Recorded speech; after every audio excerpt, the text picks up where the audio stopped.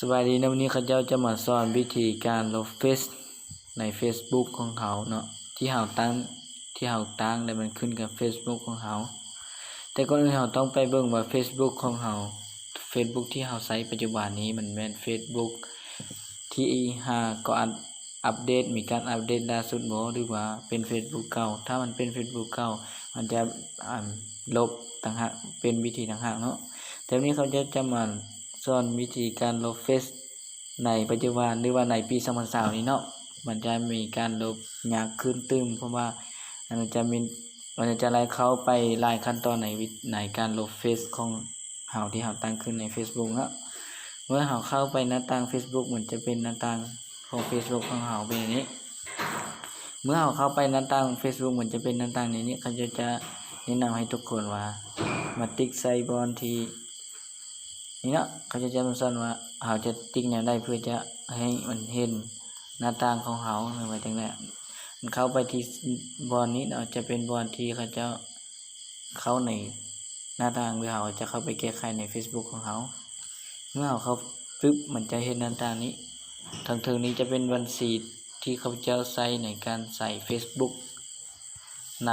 หน้าต่างหรือว่าซื้อตัวลุ่มนี้มันจะเป็นซื้อของการใส่เฟซแต่เขาจะใส่เฟซเดียวกันเนาะใน Facebook เมื่อเราติ๊กเข้าหน้าต่างของเฟซมันจะเป็นอย่างนี้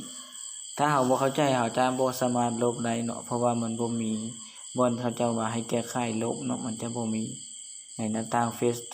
ซที่มันเป็นหน้าต่างเฟซที่เราใช้ในปัจจุบันหรือว่าในปี2020มันจะเป็นอย่างนี้เนาะมันจะเป็นหน้าต่างอย่างนี้แล้วถ้าเราบ่เข้าใจเราจะบ่สามารถลบเฟซที่เราตั้งขึ้นได้เนาะเราจะบ่สามารถลบเฟซตัวนี้ได้ถ้าเราบ่เข้าใจเนาะเขาจะแนะนำว่ามื้อนี้เขาจะสอนว่าทุกคนจะเฮ็ดจังได๋เพื่อลบเฟซของเราก่อนอื่นเราจะเข้าไปในบอนนี้เนาะมุมมองของการดูนี้เมื่อเราติ๊กเข้ามันจะให้หน้าต่างคือเก่าเลยคือเก่าที่เราผ่านคือเก่าที่เราเข้ามาทำอิฐแต่มันอาจจะต่างหน่อยนึงอยู่บอนนี้เนาะมันจะมีสร้างขีดนี้วันนี้มันจะมีสร้างขีดมันอาจจะมี3ขีดเนาะมันจะแตกต่างกับตัวเมื่อกี้ที่เราเข้ามามันจะบ่มี3ขีดนี้แล้วเมื่อเราเข้ามาในนี้เราจะติ๊กเข้าไปบน3ขีดนี้แล้วเขาจะแสดงแบบนี้ออกมาให้เราเนาะนี่คือสิ่งที่ผู้คนจะเห็นเมื่อนี่เขาจะบอกคำแนะนำให้เราเนาะเมื่อเราอ่านคำแนะนำแล้วเขาจะแนะนำว่าให้ทุกคนเข้าไปที่แก้ไขเฟซเนาะเมื่อเราติ๊กเข้าหาแก้ไขเฟซมันจะเป็นหน้าต่างในนี้มันจะเอาหน้าต่างมาเอาแบบนี้หน้าต่างออกที่ออกมาในการแก้ไขเฟซมันจะเป็นอย่างนี้แล้วเราจะเข้าบนได้เพื่อทำการลบเฟซหรือว่าทำการลบเฟซที่เราตั้งขึ้นกับ Facebook ของเราเลยเราที่เราบ่ต้องการใช้เฟซที่ขึ้นกับ Facebook ของเราเนาะแล้วเราต้องการลบให้มันหายจาก Facebook ของเราหายไปจากบอนที่เราอยู่ใน Facebook ของเราเนาะแล้วเขาจะแนะนำให้ทุกคนมาติ๊กใส่บนนี้การตั้งค่านี้เนาะเมื่อเราติ๊กเข้าหาการตั้งค่ามันจะเห็นหลายอย่างขึ้นในหน้าต่างตัวนี้เนาะมันจะขึ้นในหน้าต่างตัวนี้เมื่อขึ้นในหน้าต่างตัวนี้เราจะเข้าไปตัวใดเพื่อทำการลบเนาะอาจจะเข้าในหน้าต่างตัวนี้เมื่อเราเข้าหน้าต่างตัวนี้ปุ๊บมันจะเห็นออกมาหน้าต่างเป็นอย่างนี้เนาะจะมีอะไรทำไมเนี่ยมันจะมีหลายอย่างเนาะเมื่อเราเลื่อนลงมันจะเห็นคำว่าลบเฟซเมื่อเห็นคำว่าลบเฟซแล้วเขาจะมีในเฟซเขาจะมีคำแนะนำให้เราเนาะ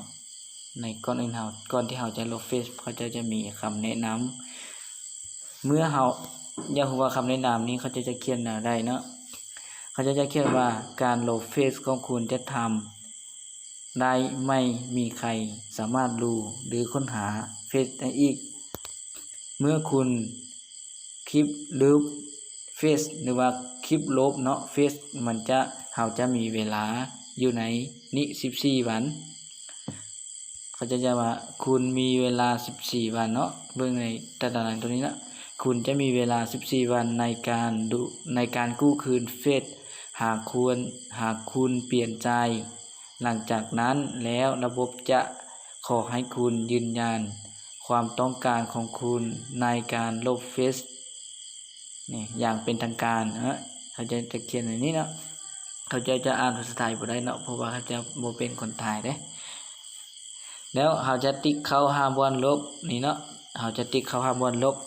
เมื่อเขาติ๊กเข้าห้ามวันลบติ๊บปึ๊บมันจะแสดงมานี้เขาจะแสดงคำเตือนมาอีกครั้งเนาะ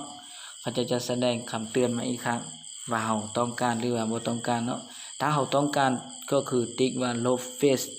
ถ้าเราบ่ต้องการก็คือว่าติ๊กใส่คำว่ายกเลิกนี่นะมี2คำนี้เนาะ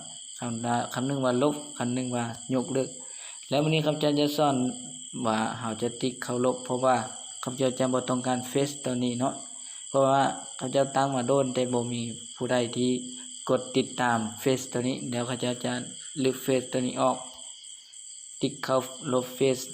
มันเขาจะแสดงอย่างนี้เนาะแสดงอย่างนี้เฟซได้ถูกตั้งค่าเป็นโหมดลบคุณสามารถยกเลิกการลบนี้ได้ภายใน14วันเนาะเขาจะแสดงอย่างนี้ให้เฮา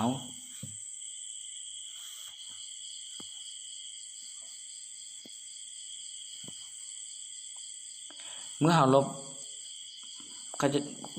ไปแล้วมันจะอยู่ในนี้เนาะจนกว่า14วันแล้วมันจึงจะหายเนาะหลังจากนั้นหลังจากว่ามันใกล้14วันแล้วเฮาบ่ยืนยันว่าเฮาบ่กู้คืนเนาะแล้วมันจะหายไปเองในนี้ถ้าเฮาต้องการกู้คืนทาง Facebook ทางเฟซเขาจะแจ้งเตือนมาอีกครั้งว่าฮอต14วันแล้วคุณต้องการรีบบ่ต้องการรีบเนาะถ้าต้องการก็คือยืนยันแล้วก็มันอาจจะหายไปเนาะหายไปจากหน้าต่างตัวนี้เนาะเข้าใจที่ติดตามคลิปวิดีโอของข้าพเจ้าจนจบ